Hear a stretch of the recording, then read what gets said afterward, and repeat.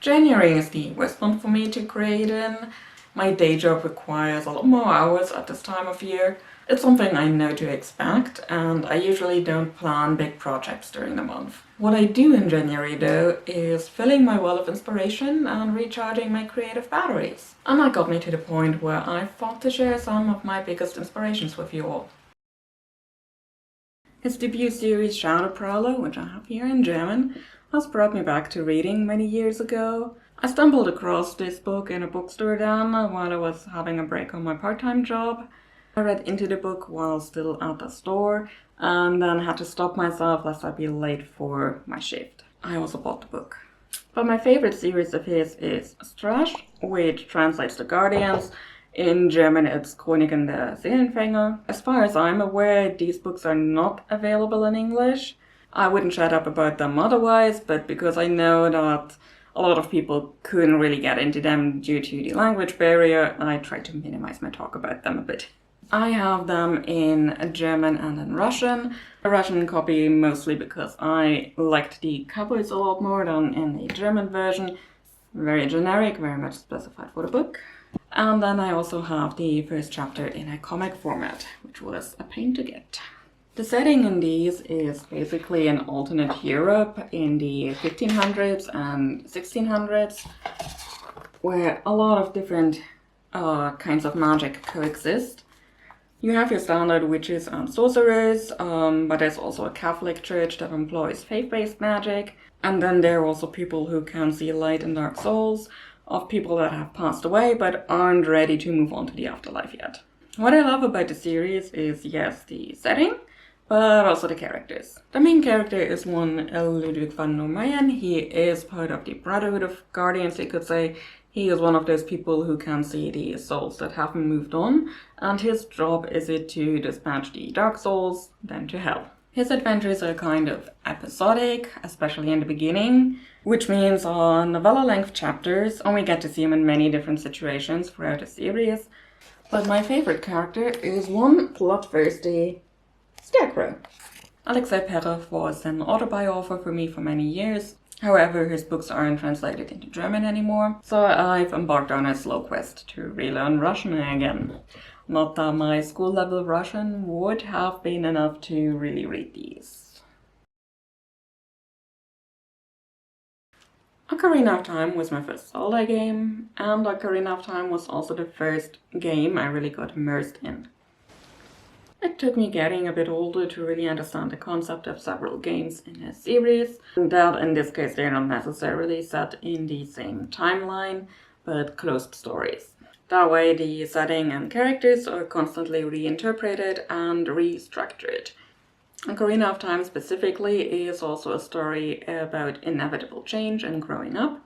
Link unwittingly jumps ahead 7 years in time, while everybody else's life continues as normal. As normal as it can be, with an evil king usurping the throne. Link sacrifices so much in order to help Zelda, even though at the beginning of his time jump he doesn't even know if she's still alive. And the Hyrule that Link explored as a child has changed a lot under Ganondorf's influence. And rediscovering some of these old favorite places can be bittersweet. I've not read any other books that manage to combine humor, whimsy, and bleakness as neatly as Just Before It's. First and next, Jennifer Strange and Eddie Razzard, the main characters of his various series, have a very matter-of-fact way of thinking. Their world is normal to them, strange as it may seem to us, with corporate Goliaths trying to get into the world of books, periodically returning wizards and trolls multiplying in numbers depending on available space, or a societal structure dictated by what part of the color spectrum you see naturally. The reconciliation of the way out there with what we perceive as normal is always amazingly done. In that way, his books challenge to view our world through another lens as well. What if somebody from those worlds were to read stories set in ours? What would they think is outrageous or weird or way out there? Normality, after all, is in the eye of the beholder.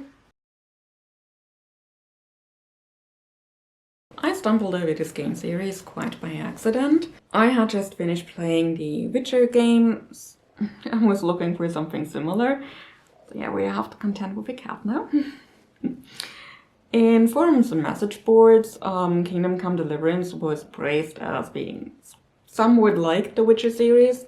I didn't get around to playing it for a couple of years, however, for better or for worse. I didn't experience the early bugs. I barely experienced any bugs in the game, let alone game-breaking ones, so that's good. And I had less of a waiting time for the sequel's announcement as well. A sequel that is being released this week. I experienced such a tight-knit community though, that I'm a bit sad I didn't get into the game a bit earlier. Well, I can say that the forums and message boards were wrong. KCD and the Witcher games have very little in common. Where the Witcher world has a medieval and Slavic aesthetic, KCD is set in medieval times in Bohemia. Where The Witcher has magic and grotesque monsters sometimes, KCD only has the human variant of monsters and superstition to offer. KCD's scope is also a lot narrower, and I think that works to its advantage. The world is full of secrets, big and small, and exploration is very much encouraged. And explore you can. First time I stepped into a forest in that game, I felt at home. And I felt as though I could step into one just outside my door, and it would be just like the forests in the game. It probably helps that I'm geographically close to Bohemia, so the forests here are very similar. And that is what I want to transport with my stories as well. You're supposed to be entertained, yes. You're supposed to enjoy the characters, yes. But I also want my stories to function as a place of rest and recharge, because sometimes we just need a break. This may seem to be an odd one on the list, but the manga is very much about growing up and helping each other to become the best version of oneself, and all the while playing a children's card game. Same with the sequel, Yu-Gi-Oh! GX, which got darker and edgier as the series went on. The original series was also the first story that got me interested in history with its pseudo-Egyptian stuff. I've shifted more towards modern times now, but Yu-Gi-Oh! And Yu-Gi-Oh! GX are fondly remembered, and from time to time also reread and rewatched. The idea that a character might house more than one soul is also one I've borrowed before several times, even if Yu-Gi-Oh! Wasn't the first story to do it. I don't play the card game anymore or follow any of the newer series. To be honest, all the additions for summoning in the game confuse me, and I don't have anybody to play with either, so... When people hear that Assassin's Creed is an inspiration for me, most think about the Ezio trilogy, since that one is fondly regarded by a majority of the player base. Personally, I adore Assassin's Creed 3, Black Flag and Unity though. Don't get me wrong, I like Ezio, but the Kenways and Arno are something else to me. Not only was I drawn to the time period because of the fashion and the many political upheavals, there's that fascinating dichotomy with claiming that it is an age of enlightenment. And so much of it was the same as it was before and after. Some people prosper and others suffer for the prosperity of those few. But I also enjoyed the adventure part of the series, parkouring through the cityscapes and in some places the wilderness. Assassin's Creed 3 also had these homestead missions where it felt for the first time as though you're actually building a community rather than just throwing money at a problem. And I'm a little sad they dropped that in the following games again. Imagine Arno building a sort of safe haven from Robespierre's Reign of Terror in the heart of Paris. It would be anachronistic, it would probably be against the policy of the assassins of staying hidden, but I can fantasize about it. I've not played the game since Cintiq, and even that one I haven't finished, because I got fed up by many tiny things in the game, but I'm itching to play the newer ones again. Maybe on stream. Quick question here, have you been to any of my live streams? Chances are you've heard me gush about this franchise already. My particular favorites are Deep Space Nine, Voyager, and Enterprise. To me, that was the sweet spot of the franchise. We've had episodic stories, but also a thematic through line of the entire show. The characters developed, they were shaped by their experiences, they matured and grew together in ways that we hadn't quite seen before. I think TNG set this up really nicely, and that was just the natural development of it. There was a lot of filler and fluff in those days, and I liked seeing the characters even in episodes that weren't quite up to snuff. What I like about the franchise, and specifically the casts we follow, is that the individuals are often more honorable than the system. They have ideals and integrity, and stick to those even if it is hard. Separate people could basically do anything they want with their lives. They live in a post-scarcity society, they don't even really have to work. And yet they went through the hardships to be in Starfleet, to follow the need for exploration and to satisfy their own curiosity. And they have to fight for their ideals as well. I'd argue more so in DS9 and Voyager. One show is set at the center of an interstellar conflict, and the other far from home. Star Trek is less inspiring me in terms of creating, but more so in the strive to be a better version of myself every day. And that is a lot from a franchise that started out building props and backdrops from trashed packaging. The combination of martial arts without weapons and magic has long dominated my maladaptive daydreaming. And yes, bending is magic. Sokka was right about that one in that first conversation, if about nothing else. What I love about the show is that every episode is set in a different place of that world.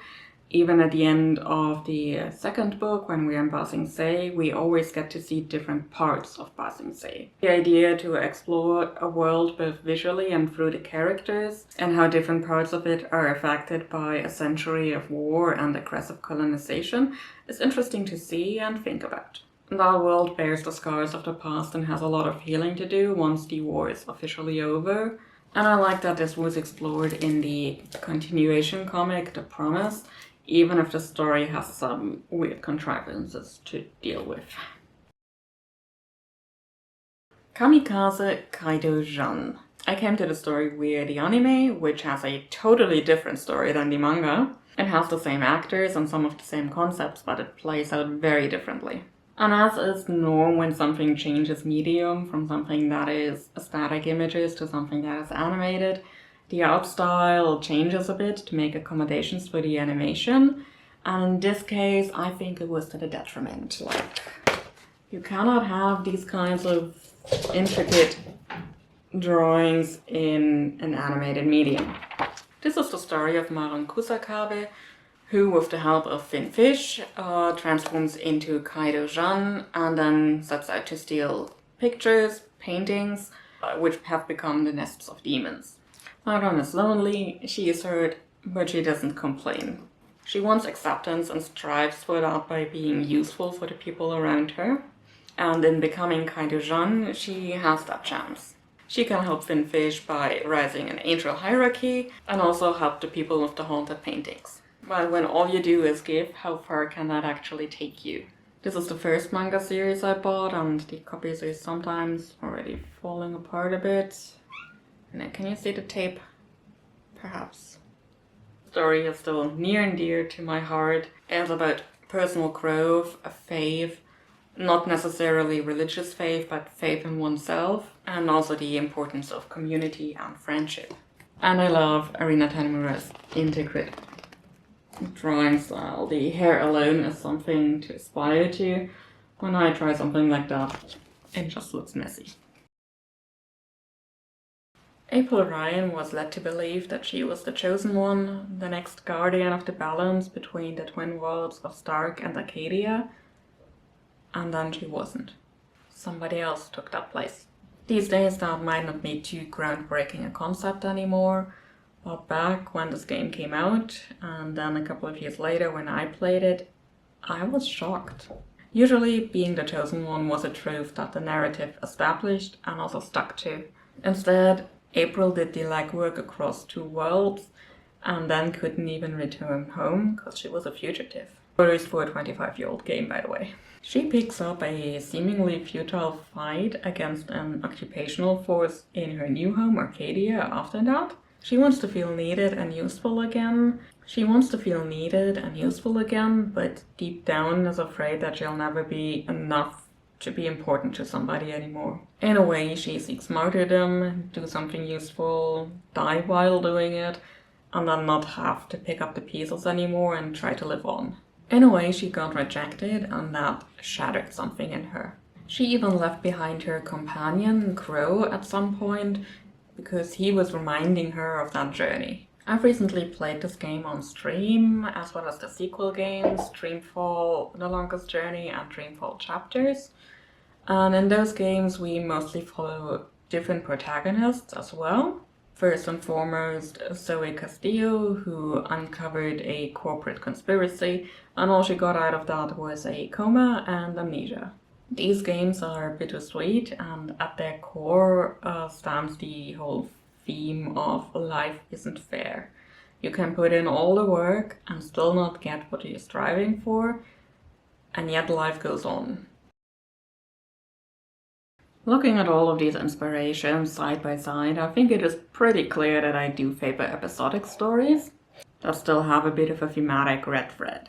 In some cases, it's also not just these stories, characters, and settings that inspire, but the daydreaming that I conjure. How one could further spin the stories. That still needs a solid and intriguing base, of course. I need a reason to care about the characters, the world, and their journey. And with that, we are at the end of today's video, and I'd like to know what stories and characters have inspired you. Which writer, filmmaker, any artist really, has gotten under your skin in a good way. What inspiring ideas live rent-free in your brain, basically. Let me know down in the comments. And if you made it this far in the video, please leave a like. That really helps me out in the algorithm. I'll see you on the next one. Bye bye! Building a human.